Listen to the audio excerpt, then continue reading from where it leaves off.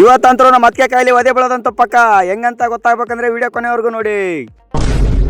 ಬೆಳಗ್ಗೆನೇ ಎದ್ದು ನಾವು ಬಂದಿದ್ದೆ ಮನೆ ಕೆಲಸದ ಕಡೆ. ನಮ್ಮ ಹುಡುಗರೆಲ್ಲ ಕೆಲಸ ಮಾಡ್ತಾ ಇದ್ರು. ಕೆಲಸದ ಮೇಲೆ ದೊಡ್ಡ ಚರ್ಚೆನೆ ಮಾಡ್ತಾ ಇದ್ರು ಇವರೆಲ್ಲ ಸೇರಿ ಗ್ರೂಪ್ ಸೇರ್ಕೊಂಡು. ನಿಮ್ದು ಯಾವ ಟೀಮ್ಲೆ? ಇವನನ್ನ ಸರಿಯಾಗಿ ತಿದ್ದಿದ್ರೆ ಮುಂದೆ ದೊಡ್ಡ ವ್ಯಕ್ತಿ ಆಗ್ತಾನೆ. ಇವ್ರದೆಲ್ಲ ಏನಪ್ಪ ಮೀಟಿಂಗ್ ಅಂದ್ರೆ ಒಬ್ಬರ ಮೇಲೆ ಒಬ್ರು ಹಾಕೊಡೋದೇ ಮೀಟಿಂಗ್ ಇವ್ರದ್ದು.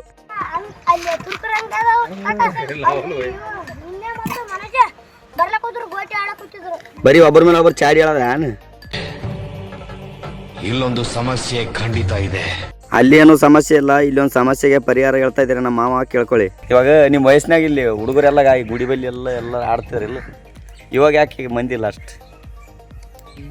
ಅವಾಗಿನ ಜನ್ರೇಷನ್ ಬೇರೆ ಅದ. ಈಗ ಸದ್ಯಕ್ಕೆ ಹುಡುಗರು ಅಂದ್ರೆ ಸಾಲಿಗೆ ಹಚ್ತಾರೆ ಭಾಳಷ್ಟು ಮಂದಿ. ಅವಾಗಿನಾರು ಊರಾಗ ಸಾಲಿಗೆ ಹೋಗ್ತಿದ್ರು, ಓಡಿ ಬರ್ತಾರೆ ಆಡಕ್ಕೆ. ಈಗ ಯಾರು ಬರಲ್ಲ. ಮನೆಗೆ ಮಂದಿ ಬಿಡಲ್ಲ ಅವ್ರಿಗೆ. ಈ ಬ್ಯಾಸಿಗೆ ಮಳೆಗಾಲೆಲ್ಲ ಸ್ಟಾರ್ಟ್ ಸಾಲಿ ಇದ್ದಾಗ ಅವಾಗ ಸಾಲಿಗೆ ಹಚ್ತಾರೆ. ಈಗ ಮತ್ತೆ ಕೋಚಿಂಗ್ ಬ್ಯಾಸಿಗೆ ಟ್ಯೂಷನ್ ಹಾಕ್ತಾರೆ. ಎಲ್ಲಿ ಬರ್ತಾರೆ ಆಡಕ್ಕೆ ಹುಡುಗರು?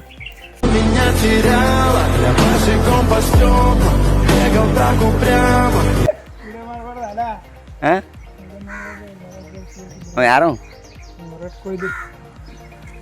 ಯಾರು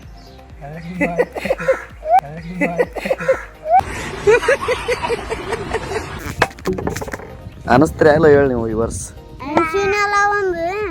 ಜಗ್ಗ ಜಗ್ಗ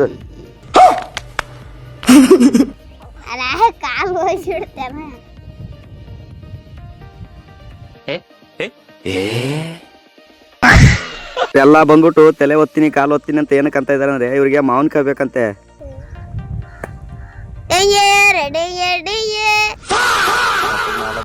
ಕಣ್ಣೇನ್ ಮಾಡ ಇವ್ರೆಲ್ಲ ಕೇಳಿದಂಗೆ ಮಾವಿನಕಾಯಿ ಅವ್ರಿಗೆ ಮಾವಿನ ಖಾರ ಮಾಡ್ಕೊಳೋಣ ಬನ್ನಿ.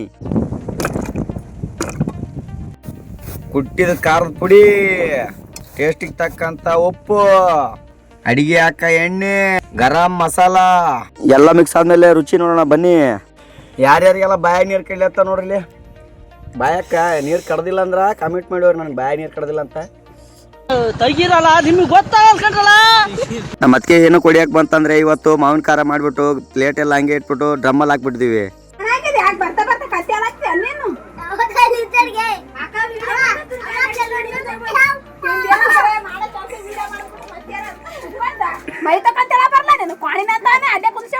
ನಾ ಯಾಕೆ ಹೇಳಿ